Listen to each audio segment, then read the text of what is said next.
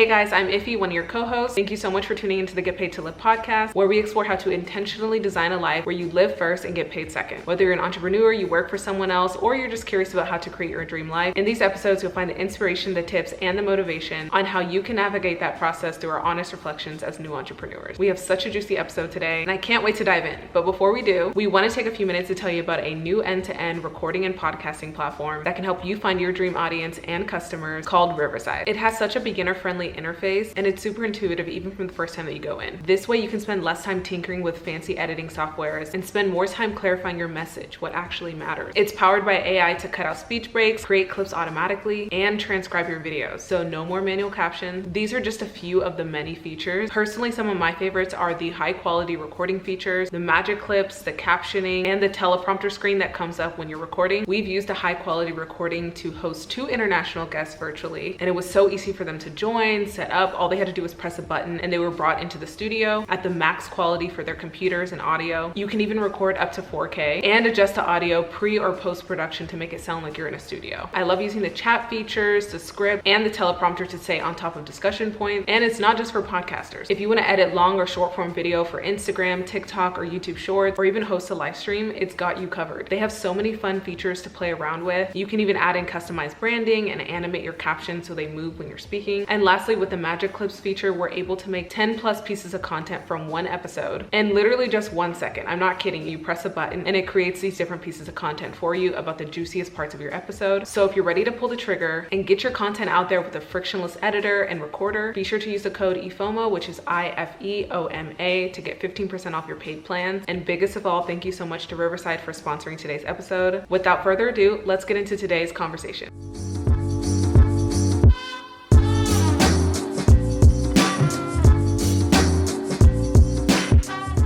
Bram. I'm drinking water because I'm healthy. Yeah. We can't show the brands because we're not sponsored. See, that's why I did that. What's up? Not much. What about you? You looking down, Shaw? Same shit. Different day. Welcome back to the Get Paid to Live podcast. Okay. Get Paid to Live podcast. Those singing lessons are paying off. Oh, yeah? Yeah, we sing, by the way. We're singers. We don't really like to talk about it because, I don't want to make anyone uncomfortable. I'm very uncomfortable. If you haven't noticed, we have abandoned the seasons. We're just doing episode numbers. So this is kind of the beginning. Season 3 is like the beginning of just forever. So you guys are stuck with us. Welcome back to anyone who's new. My name is Iffy. This is my fiance, Shaw. And we started this podcast last year It's almost been 1 year. like officially. Yeah.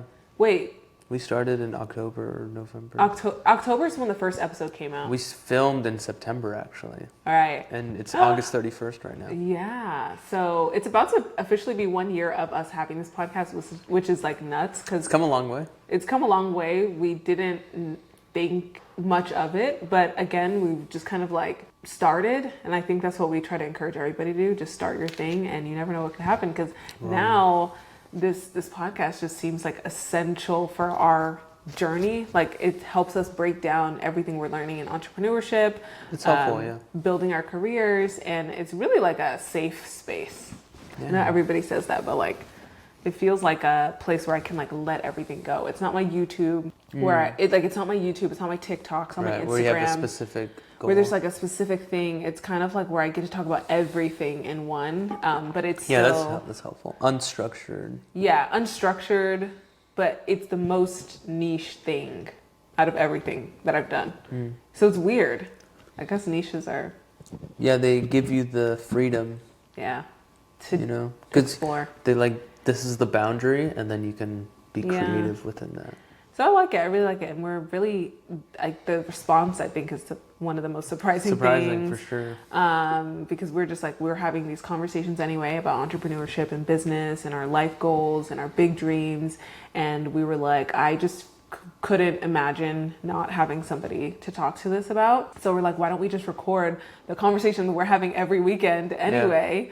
Yeah. Which is why we like film on the weekend. This is what we're doing anyway. And people have resonated with that a lot. And a lot of people have come to us with questions and just support. So we are excited to continue this podcast and just keep giving you guys pieces of our journey.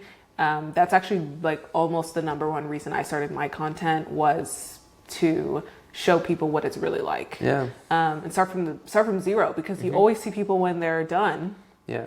They are rich.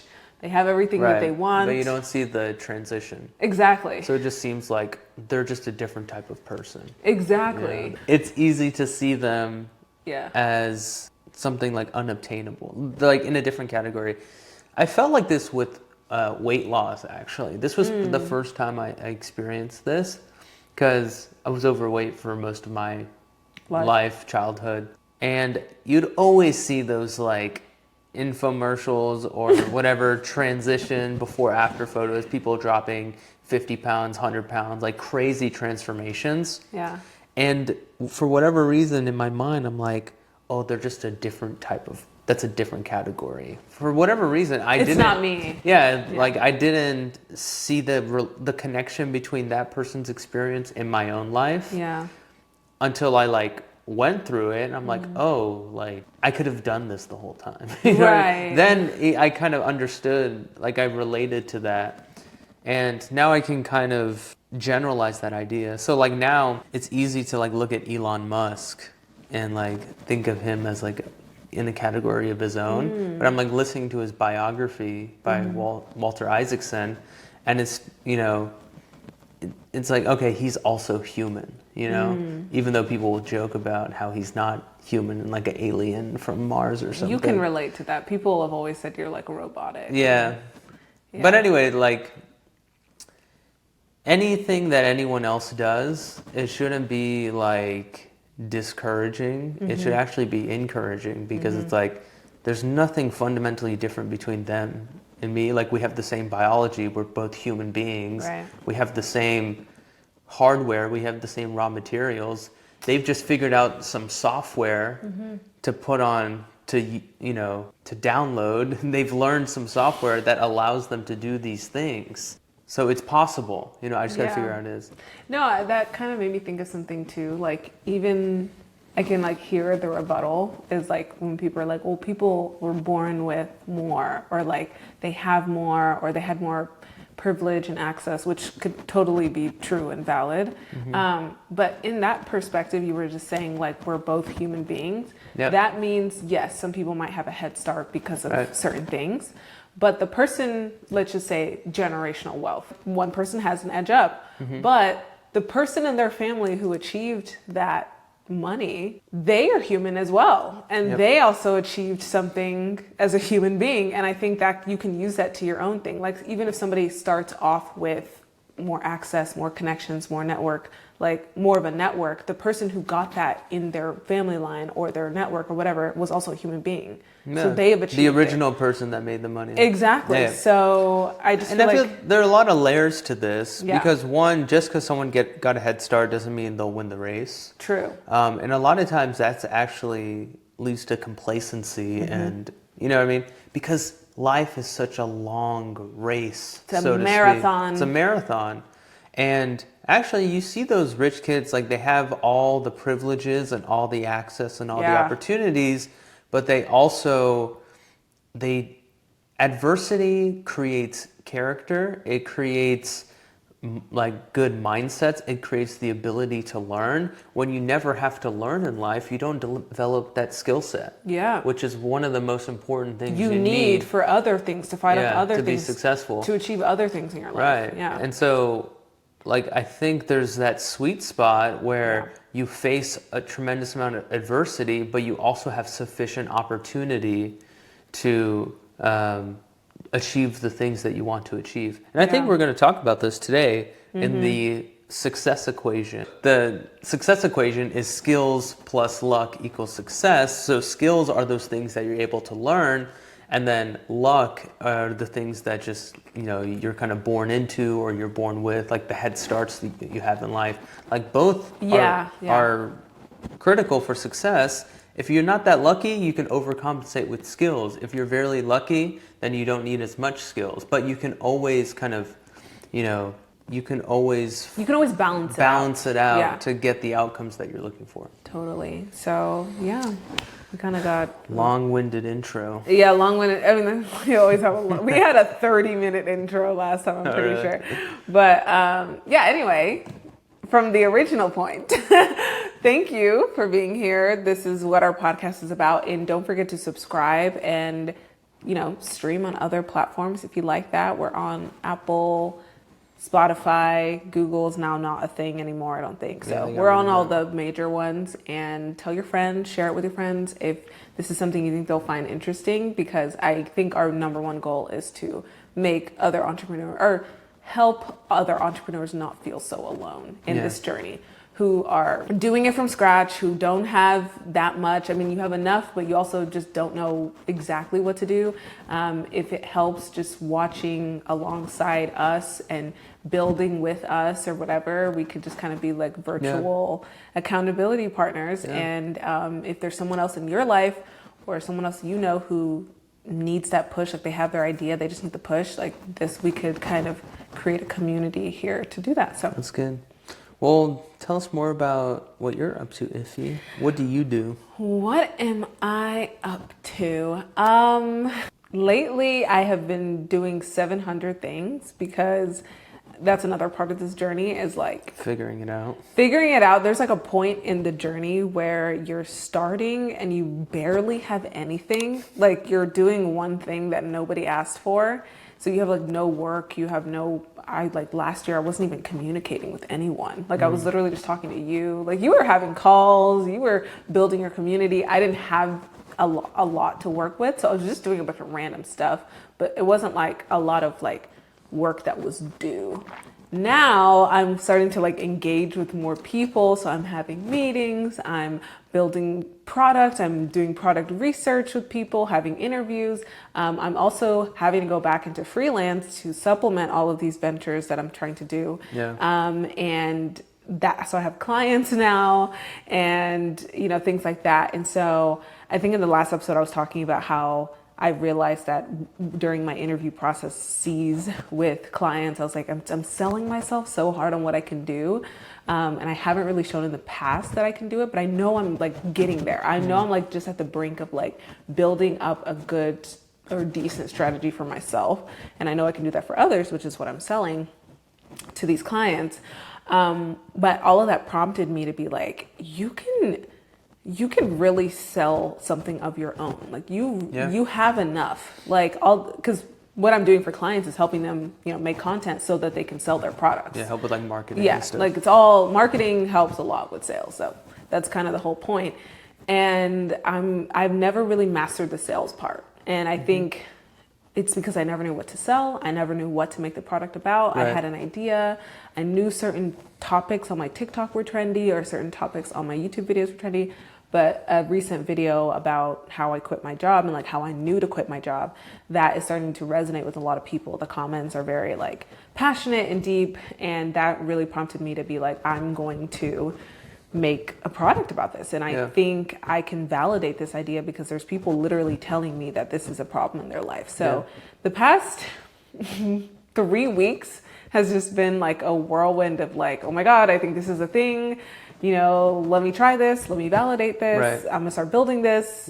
And just doing it fast and moving dirty. Fast, like this you have to move fast. You have to move fast. Like you cannot try to build this amazing thing. And I think in the past, when I had my coaching business, when I was just doing my content, I had the time, I guess, to like just think and make things perfect and pretty, and which software and which tool am I going to use. And now it's just like you're optimizing for no reason. Optimizing for nothing. Like there was nothing there was no proof that I need optimizing in general. Mm-hmm. And I think that's another thing we run into, which we'll talk about today, is like the thinking. It's not necessary when you don't have validation. And I think that's been the biggest difference then and now is that now I'm like, I work when I see there's a reason to work for that thing, you know, which is not intuitive to me because I love to work. You can give me a breadcrumb, I'll make a baguette. Like I like doing that. So it's not it's not my nature, but reading a lot of books, just listening to other people's journey, studying how people make product, I'm seeing that this is what works. Yeah.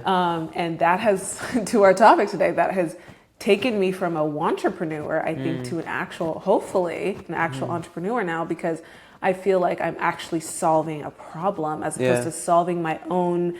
Yes, like as an entrepreneur, you're typically solving your own problems as well, but it's not solving this fantasy in my head. It's also joining that with reality, because whatever you have in your head, I feel like you're usually like 10 steps ahead than what your reality is. Right, you're way too far ahead, because like for instance, like San, my brand Sans Raison, it is this magical fantasy world where everybody is just living their purpose and living their dreams.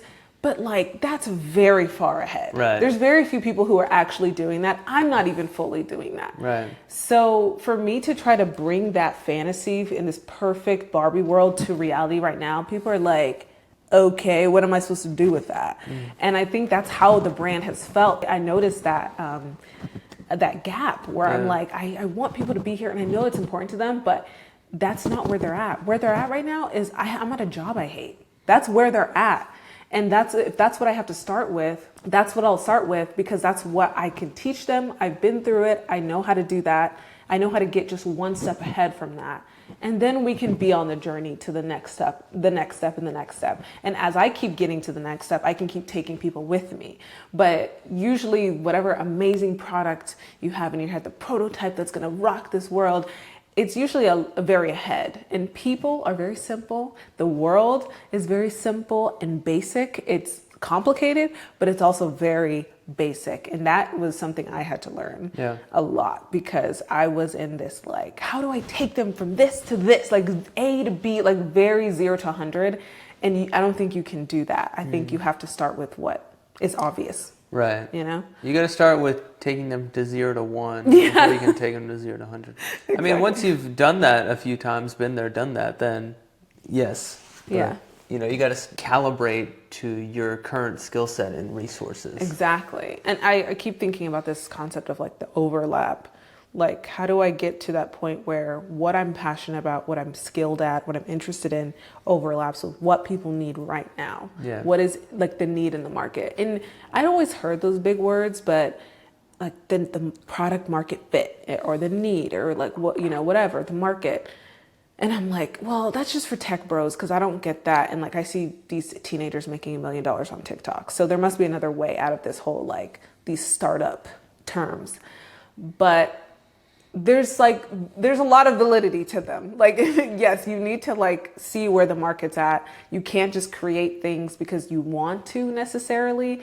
It's also, what do people want right now? Like, what is in demand? And Dan Coe said this, and I always think about this ever since he said it, is like, you know, there's a reason certain things aren't working. Like, don't try to reinvent the wheel that much to the point where everybody's like, huh? Like, if somebody started to make something like hamburgers on wheels, like, it's like, okay, I don't know what I would do with that. Like, you don't want to get that far-fetched. Right. And he kind of made it more practical. He's like, look at what's doing well and try to just make it better or put your spin on it. So that's valid advice for the person who thinks like, I don't want to do it that way, or like da-da-da. Like, yes, keep your uniqueness, but also for this to work, you need to have a product or a service that works. So it sounds like you've kind of gone from an individual contributor's mindset, like, give me a problem to solve and I'll solve it for you. Working in the marketing space, doing content creation and stuff, to now trying to figure out, you know, how can I build a product and then pour my energy into, you know, solving that problem for many people. Right. And so now so you've begun this journey on like, learning the skills of a product developer, Yes, kind of thing. exactly. And it's like not just anything, because I think doing the services, like I love social media, I love marketing and all that stuff. But this is my mission. Like the product I want to create, that's a part of my mission, which is like now I'm becoming a product developer in something that is like feels like my life's purpose. So it's very deep. Right. Yeah, as for me, I would say over the past few years, it's been quite a journey. So I guess I've had a lot of job titles over the past few years. So it's like physicist, researcher, data scientist, consultant, bread connoisseur, bread enthusiast.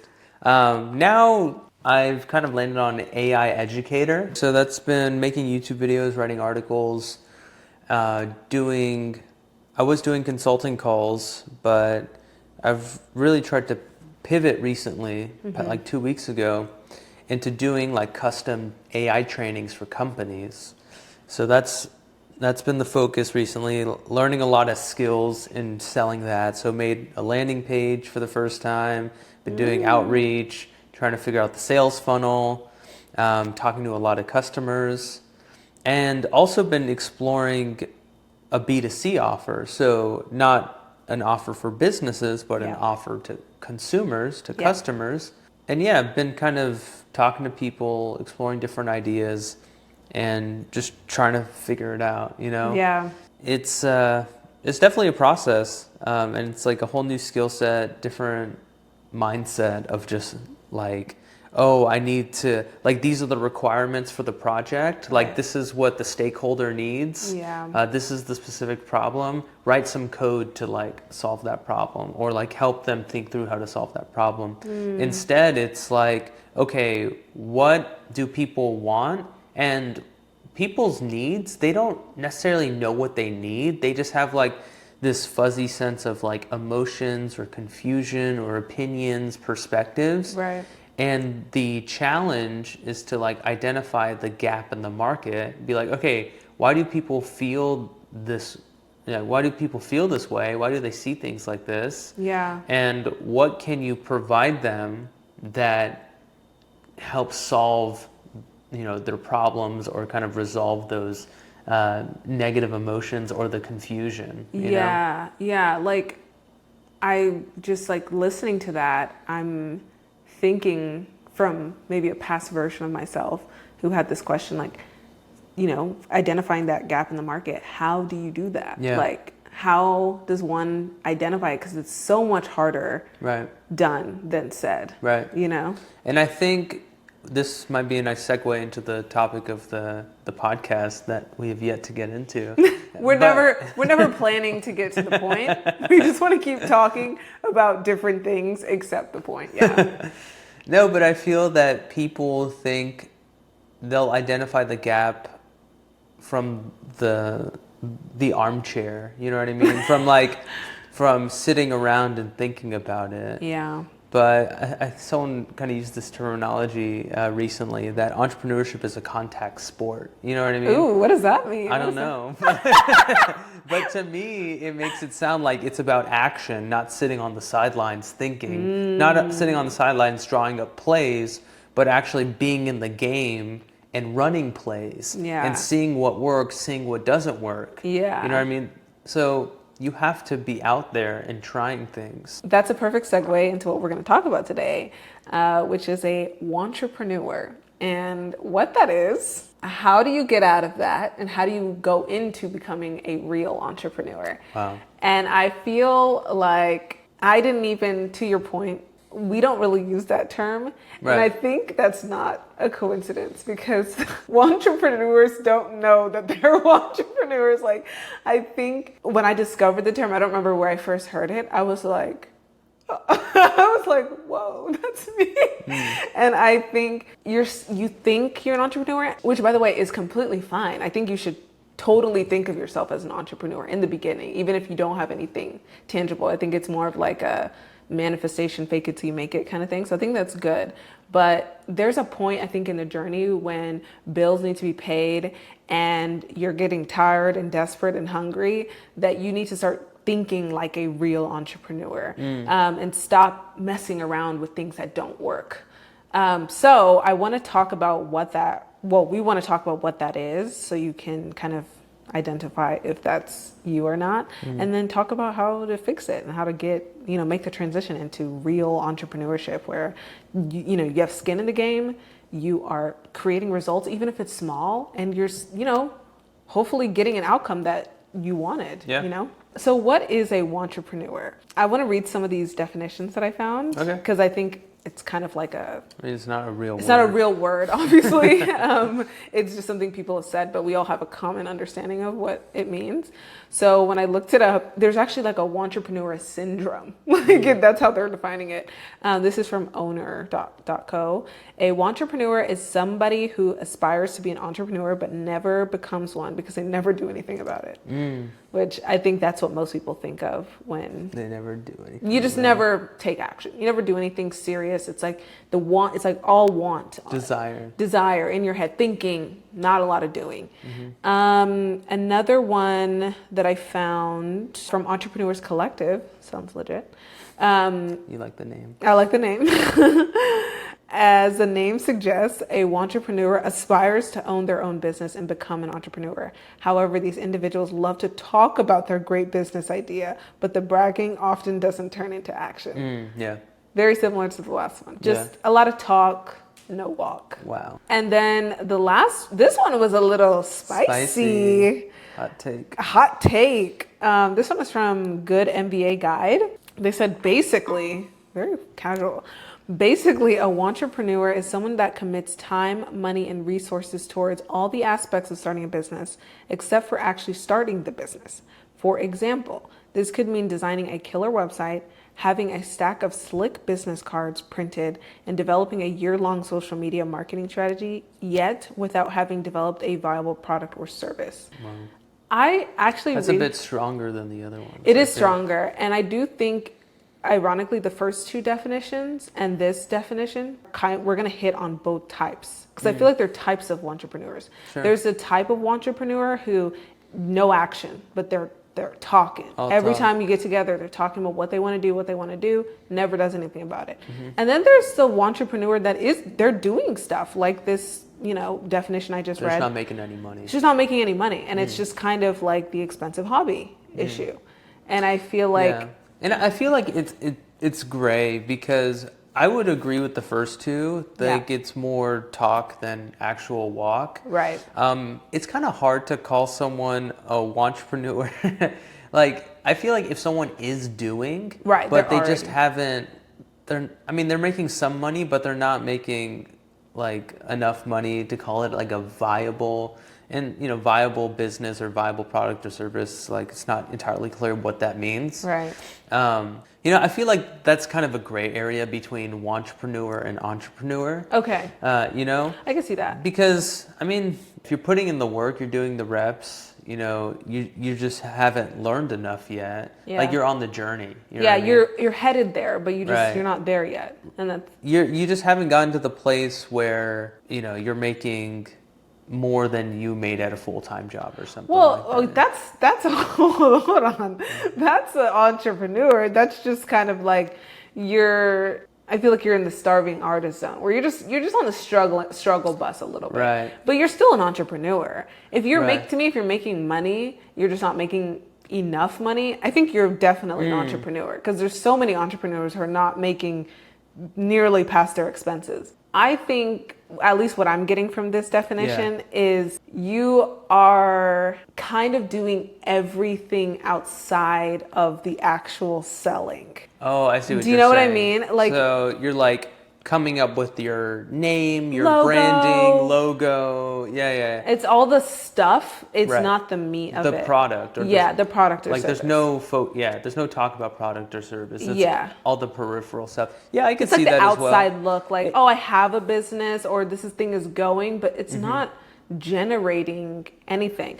Also, though, there could be what you're saying, where you also are not making enough, but you're making money, but you're not making enough, like that. That show we were watching? That show we were watching, such a... Side Hustle Sally's. Side Hustlers. It has Side Hustler. Emma Grede and Ashley Graham. They're the hosts of the show.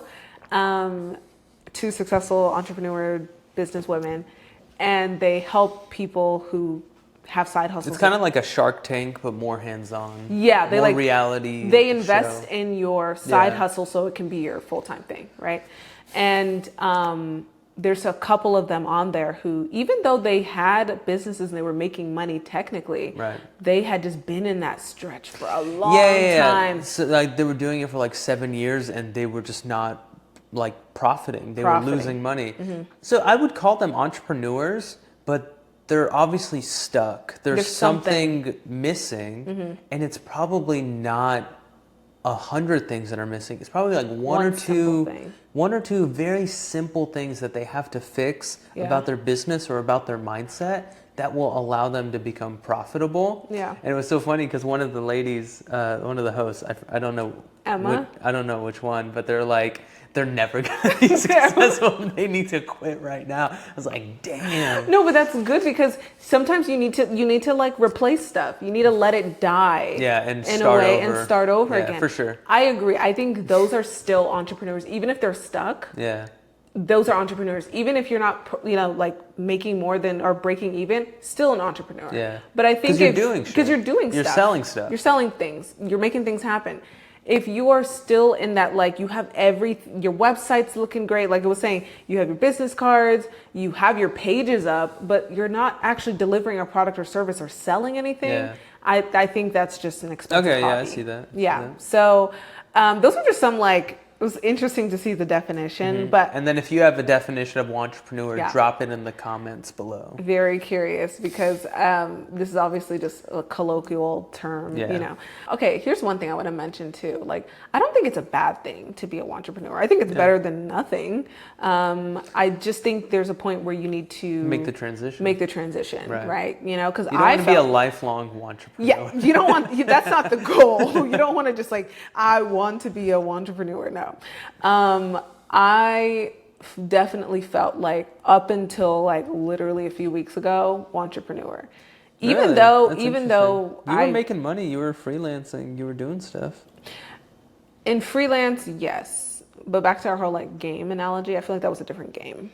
Right. You know, like that was the freelance. So you were an entrepreneur in this different game where I'm like creating product myself. Like last year is when I was like, okay, I'm done kind of with this client life, even though I'm kind of back, but I'm done with client life being my end all be all. I want my end all be all to be my own shit, like my businesses, my products, my services.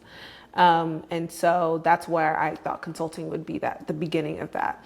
And so I feel like that just started me into a new game where it's like it's my stuff. I'm selling things that I create.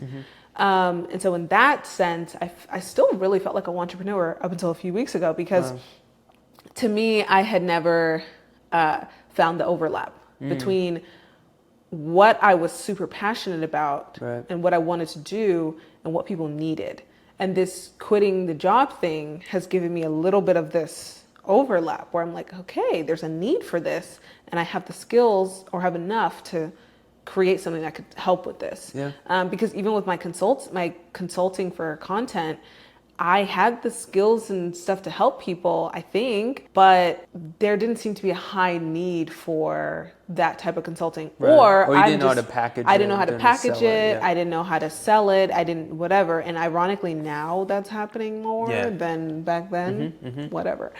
And I think I didn't find that overlap until now. So that's why I feel like, for whatever reason, even though that was something I was interested in last year, like now the overlap is coming. You know, I was always interested in the quitting jobs. I was always interested in the content love quitting jobs. Thing. These were always my thing, but now there just seems to be an overlap. Also because maybe the market may have been there. I just hadn't found them yet. Yeah, you didn't have the skills yet. To find them, to attract them. So the markets are always there. You know? Yeah. There's always some group of people somewhere that need this. That need something that you can sell them. Yeah, exactly. I love thinking about that. Actually, that kind of goes into I feel like what the problem with being an entrepreneur. Yeah, that's good. What's the problem? I feel like the biggest problem is being here for way too long. Yeah. And I think when you're in a wantrepreneur syndrome for, way too long, there's something wrong. I think there's something you need to address. Like you're saying, there's a small fix that needs to be made. Right. I think wantrepreneurs, because I've been there and I'm sure there's still aspects of me that are like this, is like, you're not willing to put in the time and the effort needed to get to whatever goal it is. The problem is you've plateaued in a sense, because if you're staying in any state, like Wantrepreneur or anything else, if you're in any state for a long period of time, that means you've kind of plateaued, you're stuck, essentially. Yeah. And I think being stuck is more the problem rather than being a wantrepreneur or not being a wantrepreneur. Like even entrepreneurs get stuck. Right. Like I would say most entrepreneurs get stuck at one point or another. They kind of get to a place where they're making just enough money to like support their lifestyle, and then there's really no need for them to keep pushing and go beyond, so they kind of get stuck. Even though they are making decent money, they can pay their bills and all that. Right. And maybe that's what they want. They don't want to keep growing.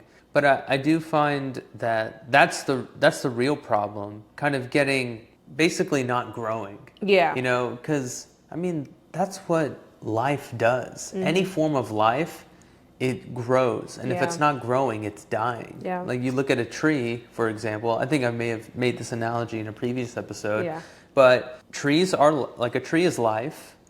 And what do trees do? They grow. And if a tree stops growing, it's dying. Yeah, And exactly. we're the same way. Any other life form is the same way. It has to grow in one way or another. And growth doesn't just mean like a number in your bank account. It just means like, it can mean anything. It can mean your emotional intelligence. It can mean the quality of your relationships. It can be the like learning new subjects. It can be learning a new skill, learning a new hobby, taking singing lessons, So growth can mean many different things. The problem is when people stop growing, because you've essentially started to die if you like stop growing in any little aspect in your life. No, I think that's really good. And I think, like you're saying, that could be applied to anything, any part, entrepreneurs, wantrepreneurs, anyone. Like the moment you stop trying essentially to keep growing, getting better, learning. And like I like that point that you brought up about like, maybe some people just, they don't want to grow past, breaking even or making a little bit of profit. And I think that's totally fine. I think as long as you're growing in whatever you want to grow in, you're on the track to becoming whatever it is, entrepreneur or, just whatever your goal is. Kind of achieving your dream life, kind of becoming the person you want to become. Exactly, the person you want to become. That's the key point. And I think, like, again, I'm going to split it into like two different types, because I feel like there's a type of wantrepreneur who they're just not doing anything about it, and then there's the one who they're stuck. They're just like, they've done something, but they're not growing. Right, I think they're both not growing, but this one has began, but they kind of they made it a little further. But they kind of got stuck. Plateaued. And I think the ones, I guess, like type 1 entrepreneur, sounds like a disease. Entrepreneur or wantrepreneur? Wantrepreneur, sorry, type 1 wantrepreneur. This is the friend that all talk, no walk. All talk, no walk. Every time you meet up, they have spilled the same pitch. Idea. But nothing's happening. They haven't applied for the LLC. There's not a bank account being made. There's not a lot of action behind all this talk, but they have it. And they have probably a decent idea, a good idea, but ideas are not really good until you test them out. Right. So it's all in your head. It's like a fantasy, but not going anywhere. It's not even like a delusion that's helping you go somewhere. Yeah, ideas. There's a sentiment or saying in like the entrepreneurship startup world that ideas are worthless. Yeah. And it's all about execution. Yeah. And I mean, I tend to agree with that. Like people get so like secretive with their ideas. They're like, oh, we're in stealth mode. We're in stealth startup mode kind of thing. We don't want to share the ideas. And to me, it doesn't really make sense because like, ideas are not unique. They're usually not novel. Right. Like a lot of people, if you had the idea, probably a dozen other people already had the idea as well. what differentiates the people who are successful, who are not successful, is how they execute. 100%. And so I feel like that's the key distinction here. So if you're all about ideas, this type 1 entrepreneur, like that's really worthless. Yeah. What starts to give it some value is in the execution, when you start implementing these things. Exactly. And I think why people stay in the type 1 entrepreneur zone is because I think it's like a perfectionist thing. You don't want to, and it's fear, which is essentially what perfectionism is. Right. It's like the fear and anxiety of failing. And it's like, one, there is nothing, if you, first of all, if you're scared of failure, entrepreneurship is just not for you. Right. I don't know what is for you, but it's definitely not entrepreneurship. You have to get comfortable with being a failure. Yeah. Or failing. You should be failing like you should 9 times be more than you're succeeding. Exactly. And I think, I think this is anything, right, in life, but especially with entrepreneurship, like it is literally the act of constant failure. Yeah. You're a scientist, you're experimenting. Yeah. And when I started thinking about it that way, it's like, oh, this is my job, is to fail. Yeah. My job is to like go through a million things, see what doesn't work so I can figure out what does work. And I think when you have that perspective, it completely kind of like busts that fear, because it's like, yeah, the point isn't to succeed, which is why I think this is very type 1 entrepreneur, because the number one thing I think that is keeping them from their goal is they're too much in wanting and desire. Yeah.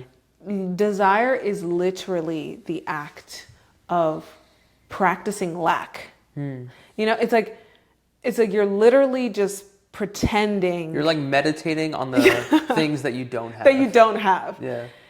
That's not going to get you very far in general, but like when you're practicing not having something and like just it's the opposite of abundance. How are you going to give people anything when all you do is like want? Right.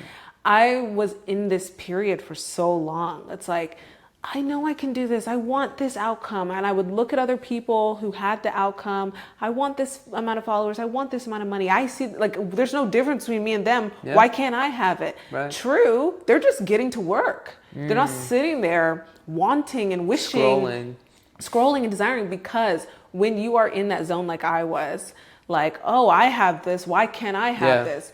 You are not seeing I liked thinking about it this way too. I was focusing on what I'm good at. I'm focusing on what I do have, as opposed to what I'm not good at. And what you need to learn. And what I need to learn and how I can improve. Yeah. And that is where the magic happens. When you're focusing on what you're not good at, because you can improve it. You're getting better. For sure. Now you're putting together what you're good at and what you're not good at, and you're making that not good. So now you're just becoming better in general.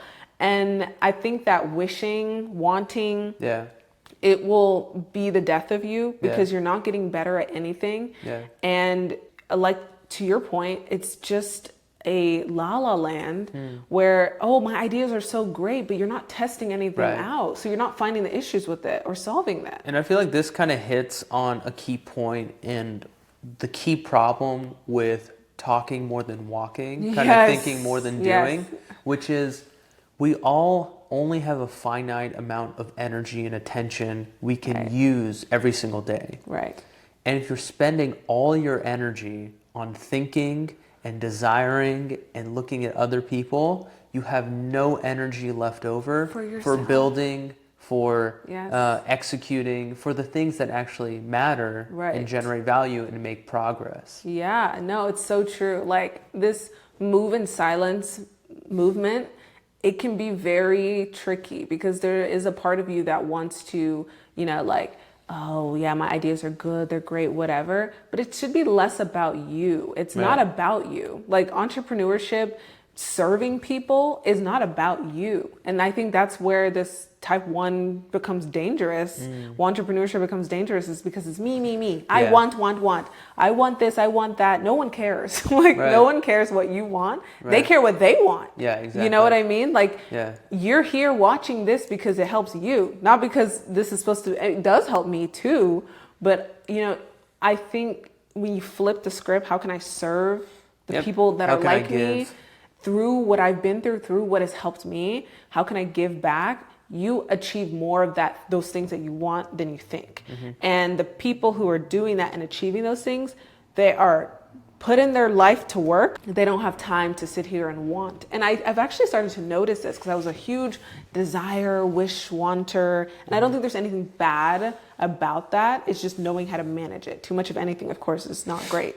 But I've noticed how the things that I used to wish for and want for, I have a completely different mindset now when I start to feel it again. I'm like, wait, for instance, a year ago was like, I wish I had something to sell. I wish I had an audience to talk to, And when you're in the want mode, you don't think about the work it requires to have that. Right. And you just imagine how great it's going to feel once to you get that it. thing. Like, and now when I look at somebody who has a big house or who has a lot of followers, I'm like, I'm not even close to where they're at, and I'm having to put in this much work. I don't even want to know what it is they have to do on a daily basis to maintain that. Right. And before, I'm like, I want this, I want that, I want a product to sell, I want this and that. I didn't realize what the work it requires. Like, my weekends are work. Yep. Like, my whole life is work, which I love this. So, I'm fine with it. But it's just kind of like, be careful what you wish for and what you ask for, because usually if you find yourself sitting around wanting, comparing, you're not doing enough. So that's the first sign. Like, you need to get to work, because you have time to sit there and want. I don't even have that much time these days to want additional things. And the second thing is, like, are you prepared for that thing that you're wanting? Right. Because it's going to require a different version of you. It's going to require a different lifestyle if you don't already have it today. You're going to become a different person. Exactly. So that's type 1. Type 2, they're not, the self-awareness is not a awareness thing. Like, I need a pivot. I think type 2 entrepreneurs who have been doing the same thing over and over again, I love the consistency, I love the dedication and the grind, but you need to notice when something's not working and pivot fast, fail fast, and actually do something about it. Like, if you notice it's not working, stop trying to keep making that work. Stop coming up with a million excuses as to why. Oh, but this is working for this person. Why isn't it working for me? It's not working. Move on. Let's go. There's no time to wait. Yeah, and then this is like one of the most essential questions in entrepreneurship. I like how Alex Hormozy frames it. He says he frames it as push versus pivot. Okay. And it's like one of the hardest things sometimes one of the hardest questions to answer, because it's like, is it not working because I'm missing something small? Like, I'm not doing enough, or is this just not the right offer, and I need to kind of pivot into this specific niche, or I need to kind of change how I deliver the product. Instead of it being like digital download, it needs to be like an in-person, like cohort kind of thing. I don't know. I'm just making something up, but it's not like between push and pivot. I feel like what it is more, it's that they're really not pushing or pivoting. They're just doing the same thing over and over again. That's not necessarily working. Yeah. Because if they were to push, they would change their behavior and maybe double down on what they're already doing. Right. So if they're, doing 100 reach outs a day, they try to get to 200 reach outs. Like, they try to figure out how to double that, and that would be a form of pushing. Or they're pivoting, where they kind of change some direction, like fundamental aspect of what they're doing. I feel like the problem is when you kind of neither push nor pivot. You just keep doing the same thing over and over again. That's not necessarily getting the result you need. Right. And it's like, you're stagnant. Like, nothing's happening. Basically, you don't want to just put in effort for effort's sake. Right. Like, that doesn't get you anywhere. Like, I feel like for type 2 entrepreneur, it can get into like a little bit of an ego zone where it's like, I'm doing all the things that an entrepreneur does. I have all the things, and they kind of like to sit in that. Right. And it feels comfortable. It feels good, but they don't want to burst that bubble by doing something that could, crash or like make everything they've built burn. Right. Because in my opinion, I think they've invested too much into the wrong direction. And that's why it's really good to start fast and dirty, is that you don't have any issue pivoting because you didn't put that much work into any one direction until you found validation for that direction. And I feel like the entrepreneurs who have usually they've been doing the same thing for like over and over again for a long period of time. They've been doing it for a long period of time and they don't want to change it because they already invested so much time. They got comfortable. They got comfortable. And it's like, it's better to just take your L now than to keep forcing something that's not working. It's not just about doing stuff and the execution, but like understanding how your effort translates to value, translates to a return on your investment. Yeah, sure, you're doing a million things, but which of those things are actually moving the ball? Moving the needle, moving the ball forward, you know? Because it's like, oh, I'm doing all the things that entrepreneurs do. I'm posting on Instagram. I'm going to networking events. I'm reaching out to investors. I'm, you know, you're just like doing a lot of laundry stuff. list. Yeah, you're doing a laundry list of things. But the question is like, okay, like how do your customers hear about you? You know what I mean? How do these activities translate to you selling more of your product or your service? Totally. And if those, you know, kind of being ruthless about what you spend your time doing and only spending time doing the things that give you that value, that return. It makes me think about it makes me think about the situation I'm in because I'm in this like doing everything zone just to like see what has the biggest signal.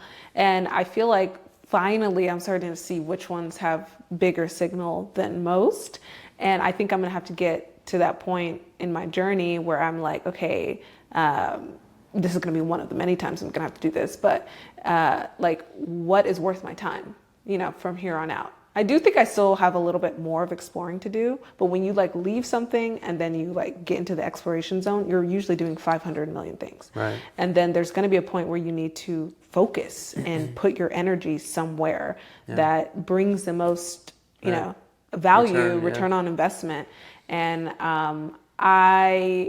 it is going to be a little uncomfortable because it's like, oh, I don't want to let go of something, and I don't want to see what if something was supposed to be there, or like what if something was supposed to come from that. But you kind of, we've talked about this in the past, some past episodes, just committing and really, it's scary. It's scary. It's scary, but like double down because you fail faster if you're meant to fail in that thing, and you succeed faster if you're meant to succeed in that thing. So, I think that's important. So, Shaw.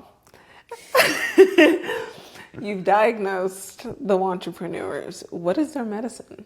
The way we've been talking about it, it's the issue is more so this like stagnation. Like they've kind of gotten stuck. So I feel like the solution to that is just being uncomfortable. Because the reason we get stuck is we've gotten too comfortable with something and we're just too afraid to kind of go outside that comfort zone. So we just kind of stay trapped at whatever level that is. So I would say is to just seek discomfort, do that thing you're afraid of doing, that experiment you're afraid of experimenting with, and be okay with failing. I heard someone talking about this the other day, which is like, if a new product doesn't have bugs, that's a sign that they're not building enough. You know what I mean? This kind of goes back to that Silicon Valley mantra of move fast and break things. Yeah. Because if you're not breaking things, that means you're not trying enough experiments. You're not exploring enough, you know? So if you're not sweating, if you're not uncomfortable, then you're not growing. Because those two things go hand in hand. Discomfort equals growth, and growth is uncomfortable. Wow. I'm shaking. I'm scared now. I have to do some growing of my own. I like to think about it in terms of like ingredients that you need for this syndrome. One, I think you need time. And I think two, you need effort in both of them. Because I feel like people put one or the other. Or none at all. And then they find themselves in a situation where they don't see any results, because at a certain point you want to see results. And if you should be breaking things, but you should also be seeing results at the same time. Right. Like I think there's this kind of like, you can get a little too comfortable. Like, I'm just new and I don't know anything. Like, but you should see signals. Like, you should be getting signals in this journey. And I think there's things that you can do to get them. So like, to break it down in a little bit more of a practical sense, like when it comes to time, I think a very helpful way to think about it, because I'm impatient, and for all my impatient girlies and boysies out there, whatever time you think it's going to take, just double it. Okay. Because I think that will level set you for what the journey requires. Right. And I do feel like, whereas you don't want to be sitting around and contemplating forever, this is more type 1 Wantrepreneur. You need to understand that it requires time. So why would you waste your time if it's already going to take you 2 years, 3 years to build something that is actually tangible? Why would you spend this time they have before you even begin wishing and daydreaming and hoping and not trying a damn thing if it's already going to take you a long time? You might as well use that time to be putting in the work and seeing some, a little bit of results, as opposed to just talking and not doing anything. So I think that this is really key for type 1. Understand that this is going to take a long time. So don't sit around wasting it. And then also, I feel like when you're in that want zone, you're thinking your time is warped because you don't actually have practice doing anything. So you have no idea how long things actually take. Right. So when I was in my wanting zone and wishing zone, I was like, man, yeah, like the way I thought this consulting business is going to revolutionize content. The way I was like, oh yeah, 6 months, I'm going to be offering this package, that package. I had a TikTok, I've mentioned this before, where I was talking about how much I'm going to make when, People are still liking that damn thing. And I'm like, guys, I was a fool. That was not right. Like, my estimations were completely off. Great exercise to do for somebody who has validated a product, not for somebody who's just wishing and hoping for money. That doesn't mean anything. Yeah. So you don't have a good idea of how long things actually take. So you need to zoom out. Like, you're too much, like, you're too in the weeds of like the desire, not even weeds of work, like too much in the weeds of like, I'm going to have this car and I'm going to do this thing. That's not what it's about. Like, that's just the wrong thing. And I think you need to look at the bigger picture. What does this vision require of you and how far you are from that? Because you need to become the kind of person who can do something like that. Yeah. I feel like it even took me like 6 months. Okay, no, it took me like, honestly, yeah. Like, I feel like it took me 6 months on my own when I finally wasn't working for anyone to just become the kind of person who can handle my schedule. Like, it took me a while. Like, when you left corporate or when you stopped freelancing? When I stopped freelancing. When I left my last client, it was like the first time as an entrepreneur where I was like doing my own thing. And it took me a while to even be the person who can have the habits and skills to handle this lifestyle. Yeah. And I think before I was so busy wishing and hoping, I wasn't learning how to, manage my schedule and work out and read books and, like study things. Like, I wasn't even curious on who I needed to become. So right. I think there's like a level with that.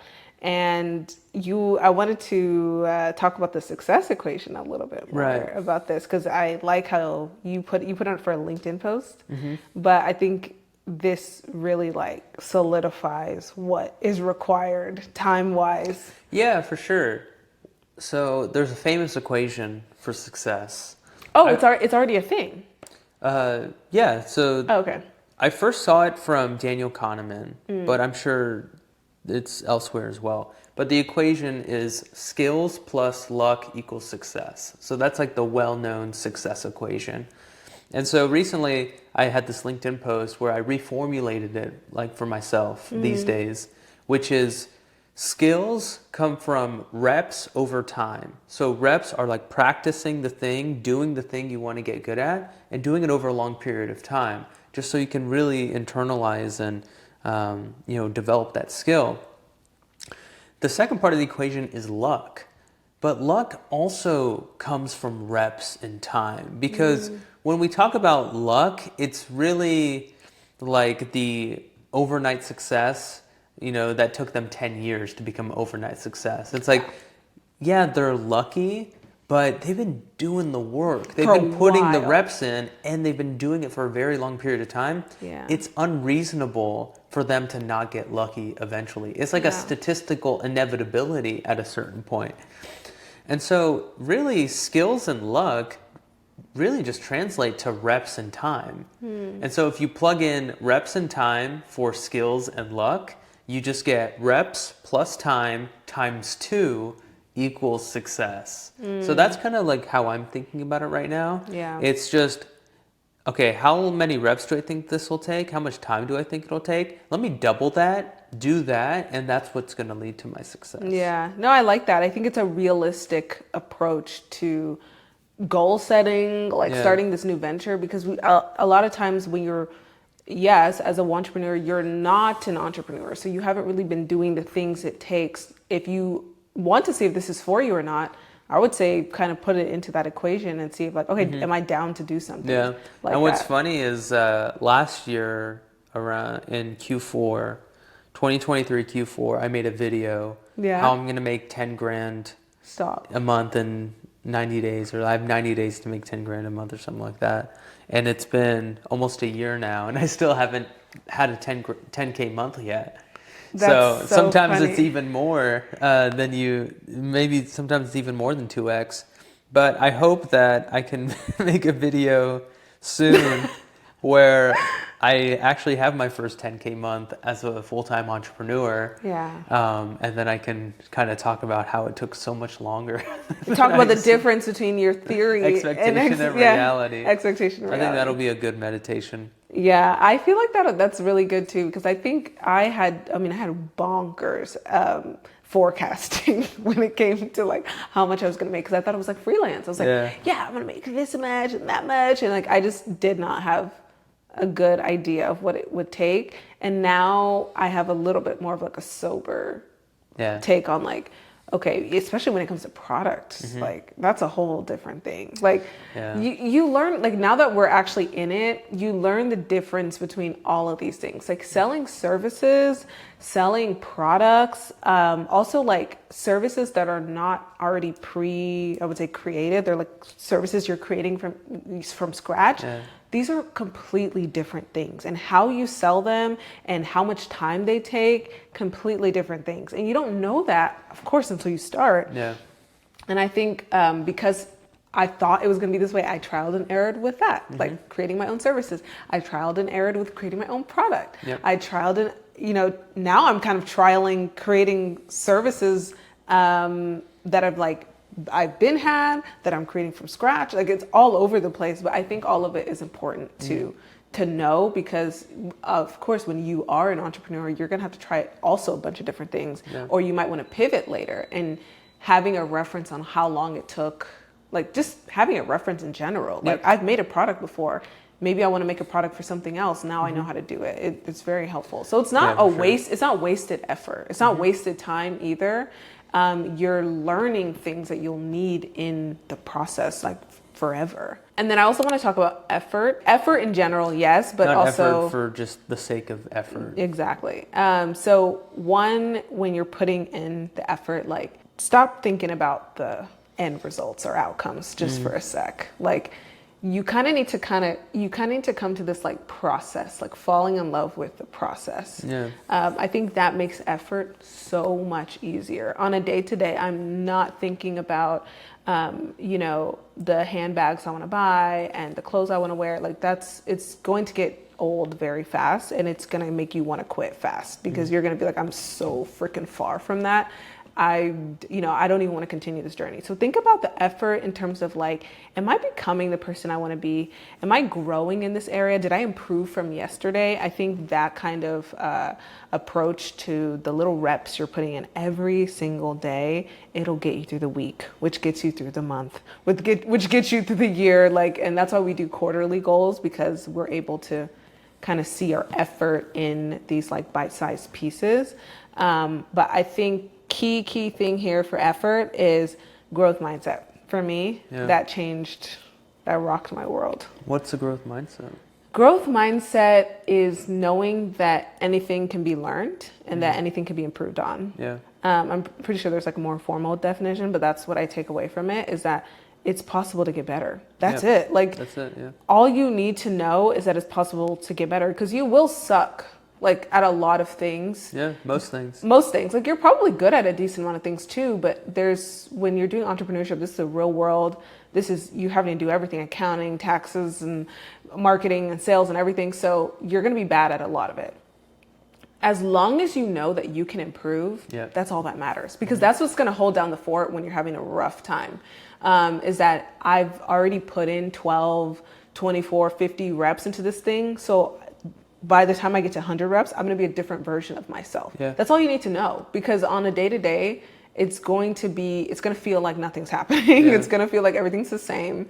So the growth mindset keeps you in the game longer. So you, like the time that we said it's going to take, you need to be able to stick it out. Yeah. So you need to have a good mindset that you can stick it out through the whole time. You know, it's a relationship, honestly.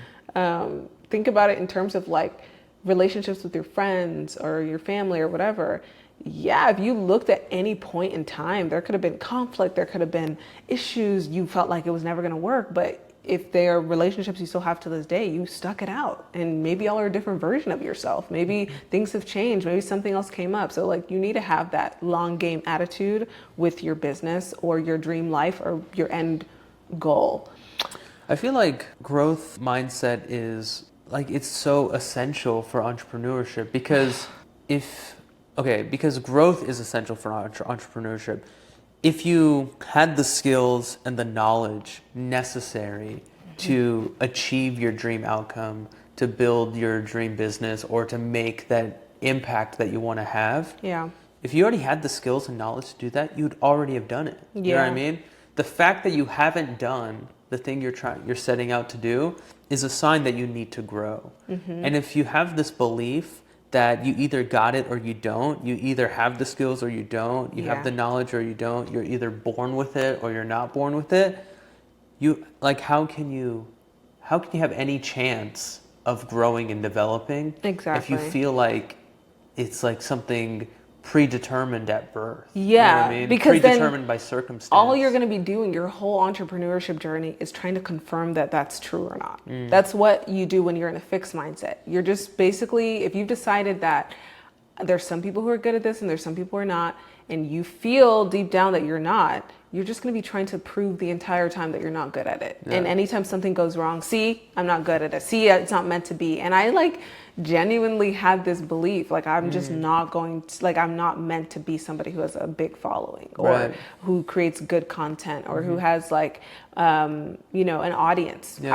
Because I had believed that about myself at some point in my life, I was using any piece of evidence I could find, any post that didn't get a certain amount of likes, any this and that, to prove that. And that was complete self-sabotaging, because I feel like anytime I was doing that, I was preventing myself from getting to the point where I could be good or I could develop that audience, so it leads to just a bad pattern of behaviors. And another thing I think that's really important to note here is that the destination that you're trying to get to, because that's implied with anything you're doing. You want to get to a point where you're amazing at it, or you have something, or blah, blah, blah. That's going through the journey. I'm just seeing that's not the best part. Getting the destination is not the best part. The destination is not the best part. And Ali Abdaal said this in one of his videos, the process, he got it from somebody, but the process is the destination. Enjoying this process is the destination. It's a silly example, but I was we got home yesterday after hanging out with after hanging out with our friends, and these random people. And I was getting laundry ready. Oh yeah, I was sorting the pile of laundry, and I was I can't wait to do laundry on Sunday. And just thinking about the whole process, because we have I would say it's a pretty good process, routine on weekends. We both go into our own zones that get the house done, from point A to point B. every Sunday because we don't have any other day to reset like that. And so I was thinking about it and I'm like, I'm excited for that process, like literally just to do it. Mm-hmm. And I think that is genuinely what I am great. Every time I write my journal, this like every morning is like, I'm so happy about what we've built, like this process, the system that we've built. You know? Because it's really satisfying. Because imagine anytime you have a problem and you overcome it, like there's a lot of satisfaction and fulfillment in that. And I guess this is like a microcosm because naturally every week the house gets dirty, dishes pile up, laundries pile up, things get dusty, this kind of thing. Yeah. So you have like this problem, this undesired state, and you have a solution. Yeah. You have a way of turning it into the desired state. Yeah. And that transformation is very rewarding. It is. And that's what entrepreneurship is all about because you constantly are faced with problems. Yeah. And some of the problems you know exactly how to solve it. Other problems you have no idea how to solve it. But kind of falling in love with that transition, kind of having the growth mindset and the belief that even though I don't know how to solve this problem right now, I will be able to if I just keep putting in the effort, putting in the time and effort to figure it out. You know? And it pays off. Like things pay off. Yeah, like, exactly. Because like we were talking, maybe we talked about this last episode, but like as you develop, as you grow, you become more capable. So what used to be a problem is like trivial now. So like the example I gave was like getting my first data science job was like the hardest problem in the world, and people reach out to me and they like have all the like they're like I'm struggling to find a job, it's such a tough job market these days. And then I'm like, okay, send me your resume and portfolio, and they just have the worst resume and they don't have a portfolio. And it's like to me it's so obvious what they're missing, but to them it's like they're coming up with all these excuses and explanations on like how hard it is and how challenging the problem is. And so that's just like an example of, at one point I was like them, that was such a huge problem and now it's trivial. So as you level up, you also, your problems kind of level up with you, but you also have in your wake, like, there's so many things that you can solve without thinking. Right, I know. It's so crazy because like I literally learned I knew the concept, but I didn't apply it to my life.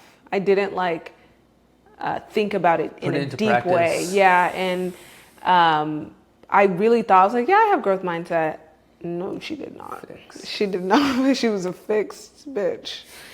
And now that I have it, it's like I used to I don't know if other people do this, but like sometimes I'll just kind of think about problems I will have in the future. I guess one would call this anxiety, but it's not in an anxious way. It's more like, man, when we have kids, I wonder how hard that's going to be. Yeah. Or I'll think about something like, oh, when I have a business, how am I going to do that? Like, that's going to be really hard. I guess it's just going to be hard. Sucks for that version of me. And I'll think about problems like that. And lately, now that I have a growth mindset, I'm like, oh yeah, that's going to be hard. And then I'm like, wait, by the time I get there, one, I probably would have learned so much because I'm on a process of doing things that are challenging, learning. And two, even if it's hard, then I can overcome it. And it just completely squashes any mystery, like all this stuff. And I literally, for 27 years of my life, I used to think that way. And that was the end of story. It's going to be hard. That's it. Nothing you can do to solve it. And it sounds so silly in retrospect, but that's genuinely how I used to think. And now, literally a few months after reading this book, I'm like, yeah, that's not an issue at all. So things can change very quickly, especially if you're doing the things you're supposed to be doing. You're putting in the right effort. Speaking of effort, I want to talk a little bit more about focusing your efforts so you're not just wasting time and being the type 2 entrepreneur where you're putting in effort for a long period of time, but it's all over the place and it's not... You're not going anywhere. You're not going anywhere. It's not bringing back...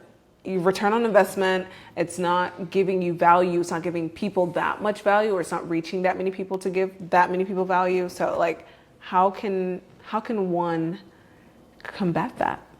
There's a great speech I saw from Arnold Schwarzenegger. Oh God. And he said, in life you need to have a vision, because if you don't know where you're trying to go, if you don't have a vision of where you're trying to go, you're just going to wander around and end up not going anywhere. Period. So it doesn't matter how much energy and effort that you have. If it's not channeled in a productive way, you're just going to be zigzagging around and not making any progress. But even if you have like a basic direction in mind and you're just like randomly moving around in that direction, you make progress. You know what I mean? So I feel like that's the most important thing, to just like, you don't have to have it all figured out, but you need to have a way to have, you need some kind of judgment. You need to be able to evaluate your effort and ask, like, is this moving me in the right direction? You know, like where I'm trying to go. Combining that judgment with the effort is what will get you results eventually. But if you don't have any judgment and you're literally just doing things at random, or you're doing things without any kind of evaluation of the value that it brings, then you're just going to be stuck in the same place forever. Yeah, I like that, because I think there's like there's particular things that I feel like we've done actually recently that have changed, that have given us judgment, so our efforts are not just like all over the place. Yeah, I'll list a few and you can add some. Sure. One, there's something you said earlier that I just want to bring up, like when it comes to entrepreneurship, I think in general, you need to be identifying problems and solving them. Yep. I think that's like, if you wanted to keep it, like, what does an entrepreneur do? Solve problems. Yeah, they solve problems. And one, you have to identify a problem. So if you're not identifying a real need, a real problem, you're typically just making a bunch of stuff nobody asked for. Yeah. And if you're not solving it, then you're probably not making a lot of money, you know? Yeah. And so what has helped me in the past or now is, one, talking to customers. Yeah. Even if they're not a customer yet, or even if you don't even know who your customer is, talking to real people, getting in contact with them. And I used to think, like, how am I going to do that? I have to just wait till I get a big following before I can talk to anyone. You have friends, you have family, colleagues, your neighbor, barista, anyone. Like, if you can get anyone to give you 5 to 10 minutes of their time, buy them a coffee, you know, say you'll do something in return, whatever it is. If you can get people to give you their time, ask them questions about what you're interested in and how it applies to their life. And one huge thanks is to $1 Million Weekend. It just really helped. I highly encourage it for anyone who's a wantrepreneur, who's scared to start taking action. Perfect book for you. Perfect. $1 Million Weekend by Noah Kagan. I don't know if I said his name. No, you didn't. Okay, so Noah Kagan is the one who wrote it. He's an serial entrepreneur, very successful at what he's done. Talk to customers, get in front of their face and ask them questions and get rejected. Like, have them say, I don't like that. I wouldn't pay for that. Like, ask questions that would generate real answers too. And then ask why. And that's something he guides you through in the book as well. Study things, like get curious about things. I wasn't that curious. I was like, I want it to be this way. Why isn't it this way? But I wasn't doing anything to answer that question. I was just like, why wouldn't it be this way? And like, there's no shoulda, coulda, woulda. What is real? Why isn't it that way? And look at the, you know. Don't be a should be person. Be a how is it person. You love these little things. And so how I started doing this is like looking at my content and its performance, like having time dedicated to look at my content's performance. Of course, I want a certain video to do well, or I like this one myself, but what do people like? When I was looking at the interest around how I left my job, whatever, all of those videos perform well. Anytime I talk about corporate or mindset or, you know, I would say just like these life topics, people tend to pay attention. Is that the number one thing I wanted to make content about in the beginning? not a chance. I mean, it was like a little bit. You wanted to talk about your traveling, my outfits, and my things like that, and I love that stuff. And I wanted to talk about my entrepreneurship journey, but I was like, but this stuff is fun, and I like this, and that's what's popular. So I want to talk about the fun, cutesy, girly stuff, and that's not what tends to get the traction for you. For me, it doesn't mean I can't do it. I do it, but I know that that's not going to be my in. Yeah. Like, you need to know your edge. So anyway, just get curious and study what actually works. Also studying other people and how they've done it. I was very hesitant as somebody who's like in content and marketing, because I really wanted to be unique and be myself, to look at people and look at what they're doing. But there's a way you can do it without comparing yourself. I think you have your ideas, you have what you like to do. And again, you find the overlap with what the market wants, what people want. And that's where you use other people as comparison. So you can, like, for instance, if you're a content creator, I'm just using that as an example because that's what I know. I would, like, if I wanted to make a video on, which I did, like goals and like mid-year reset, I look up that same video title or those keywords on YouTube to see what people are already doing well in around that topic. And I just make it overlap. It doesn't mean I have to change my idea or switch it to what somebody else is doing, but see where there's overlap. And I think that curiosity has led to a lot more results, like looking at the times I'm posting, like looking at my audience, like just looking at different things like that. Just being more curious. Being more curious. And that goes with like reading books, watching interviews from people who have done what you want to do, consuming content that is related to where you want to be, where you're at. Like, there's a lot of information out there. And if you just take even 30 minutes to look for it, you can find a lot more than you think, because we live in this age where we have so much access. Yeah, you know? It's never been easier to learn something. It's never been easier. ChatGPT. Yeah. You got so many resources, and when you're in that wanting and wishing zone, you're not thinking about resources because you're thinking about all the things you want, as opposed to all the things you don't have, as opposed to what you do have, what's right in front of you that you can use. And that really helped me identify problems, find problems, and then what helped me solve them is what everybody doesn't want to do. I had to try things and I had to fail. I had to trial and error. I've made several digital products that didn't go anywhere. I've made so many, like services and templates and websites, landing pages, stuff that didn't do anything, but it's teaching me what I need to know for later. And none of these are wasted. The same digital products that flopped last year, like, some people find it valuable and useful now. Or because I've spent time making bad ones, I'm getting comments like, I really find your template really useful. And I don't think that would have just come out of nowhere. It's because I had to make it over and over again to see what people like, see what people don't like. And I think none of that, these are reps. Think about it as a rep. I did one rep, it didn't do well. Like at the gym, would you just stop after one rep because the first one wasn't great? That's weird. Like, you had bad form or something. Yeah, because you had bad form, you'd be like, oh, can't do the next one. Like, you would just keep doing it.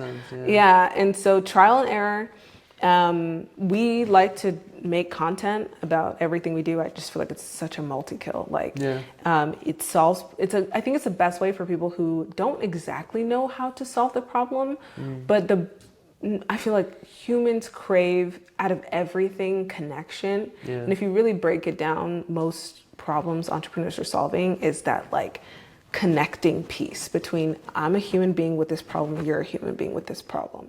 Brands, products, it's really about connection, like connecting with other human beings and helping each other with hard things in our lives. And it's like, I feel like content is just the easiest way you can do that.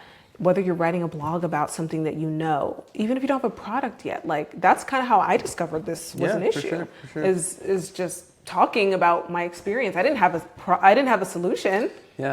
I'm talking about my problems, and other people are like, same, and I've never heard anyone else talk about it. So it solves a problem for them in terms of that connection piece. Yeah, and kind of lingering on that, that's what I started with content creation.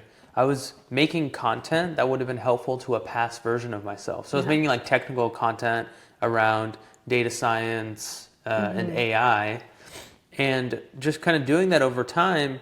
That's what's kind of allowed me to stumble into this AI educator title, Yeah. and led me to doing these custom workshops for businesses, Yeah. and also exploring like, doing some kind of offer for consumers as well. You know what I Yeah. mean? So like it was through making the content that led me to getting these later service ideas. And not only is content like a good way to get your message out there and connect with people and whatnot, Yeah. but it's really a great way to validate ideas and explore. Because if I have an idea for some kind of, let's say I want to make a course or something like that, on some technical topic. Yeah. Instead of just like diving into the course and like starting to put it together, I could put together a video that is somewhat related to that thing. I put the video out first and see what the response is. Another version of this is I talked about this last episode, but there's like this whole new thing of indie hackers on Twitter, which are these solopreneurs that are building these like niche SaaS companies. And their go-to-market strategy is basically Twitter. So they'll grow they'll have like pretty big audiences, like 100,000 to 1 million followers on Twitter. Interesting. And whenever they have a new product, like they'll just throw it out there, and that'll be their initial seed or boost, like for their user base of their new product. You know what I mean? And like that is more than enough people to validate a product. Right. Because if you send something to 100,000 people, that's enough to see like, okay, will this take off or will this die out? Yeah. Because you'll be able to iterate very quickly. Yeah. It's like, I'm going to throw this out there. If it dies, and it probably will, then okay, this is nothing. Move on to the next thing.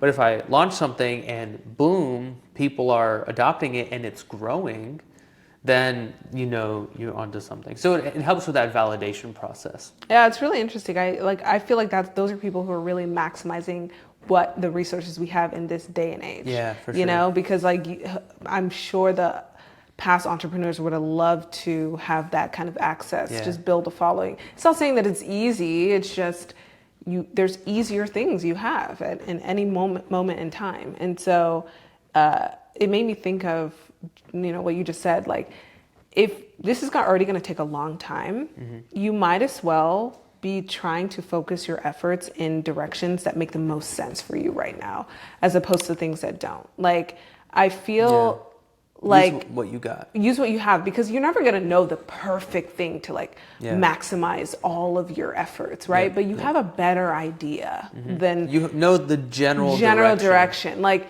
there are things that help you I like to think about it like buying time, because like it's going to take a long time. Like, how can I buy more of it to figure out, like, if my North Star is to be a full-time creator and entrepreneur, how can I buy time to, just say that process in hindsight would have taken like 3 years. How can I give myself more runway in that 3 years? How can I survive for 3 years? How can I survive? And I think there's things that buy the time. Like, I don't know what to do, but I know I love mindset. I know I love like lifestyle, like in terms of genre or categories. I know I like these topics. I know I like clothes. I know I like this and that. Or a tech person. I know I like tech. That's a better way to focus your effort, because you're really into it. You can dedicate a lot of time into that. Like, I feel like doing things that feel more aligned to you. Oh, they'll like shorten the timeline? Yes, it'll shorten the timeline, or it'll keep it where it's at, as opposed to like it goes on and on and on. Right, because and it's wasted effort. Yeah, because you like pivot to a whole new world, whole new industry, and you're starting over from scratch. So you have to like rebuild the competence. What's not buying my time? Working, for me personally, working a tech job at a telecommunications company. That has nothing to do with my journey. You know what I mean? And I think like if you put it like in those stark differences, if you write out or mention what your dream vision is, like, I want to be a well-known artist, even if it's just something so basic like that, and you work in a job like you're a mechanic or something, it's like, okay, are you a mechanic because that helps you take your art classes on the weekend? No, that makes sense. You're buying time in that area. But if what you're doing right now, if your efforts have nothing to do with the vision, it's like you're increasing that time because you're gonna have to start at some point, like really start at some point. But I feel like no matter where you're at, there's always an opportunity for improvement. So let's say like the dream outcome is you want to be a full-time artist, and you're currently a mechanic. If there may be an opportunity to kind of pivot, you don't have to make a dramatic life change. It could be as simple as changing jobs into a slightly more creative endeavor. So maybe you go from mechanic to getting your foot in the door at like an automotive company. So you go from being a mechanic and you're working on Fords to getting a corporate job at Ford. And maybe what that allows you to do is to get into the design team at Ford. And so now you're bringing together the art thing, and now you're around more creative people.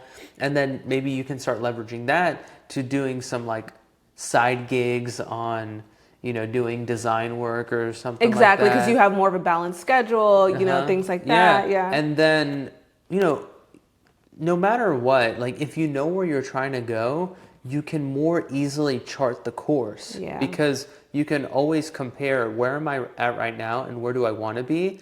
Okay, I have the option to do this thing. You know what I mean? I have a decision to make. Does